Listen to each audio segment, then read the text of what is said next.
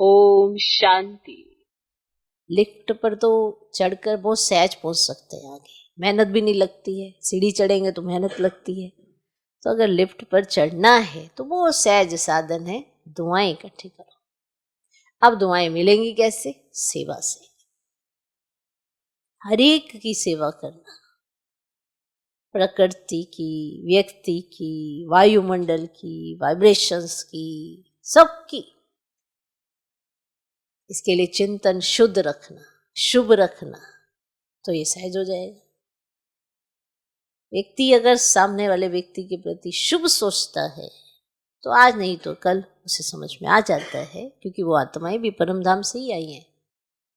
सबने परमधाम तो जाना है ना, घर तो एक ही है। कई बार हम सोचते हैं हम तो शुभ भावना रख कर ये बात बताएं, पर भाव स्पष्ट हो जाता है। इसीलिए कहा जाता है जो बोलते हो, जो सुनते हो, जो कहते हो, कई बार हमें लगता है हमारी शुभ भावना है, पर अंदर कुछ और होता है, तो वो स्पष्ट हो जाता है, तो फिर वो भाव पहुंचता है। इसीलिए कहा अंदर शुभ भावनाएं अगर होंगी तो भाव भी अपने आप सामने वाले के पास पहुंचेगा। और अगर नहीं है ऐसा शुभ भावना तो फिर दुआएं कैसे मिलेंगी?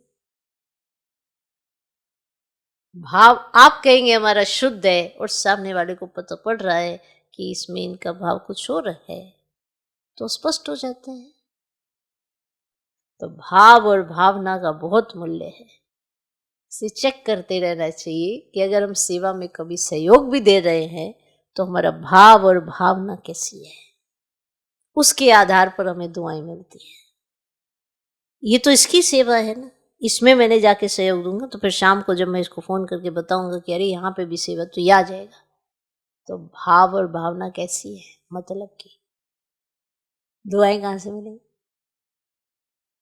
इसीलिए सदा याद रहे यज्ञ सेवा है, किसी की पर्सनल सेवा नहीं होती।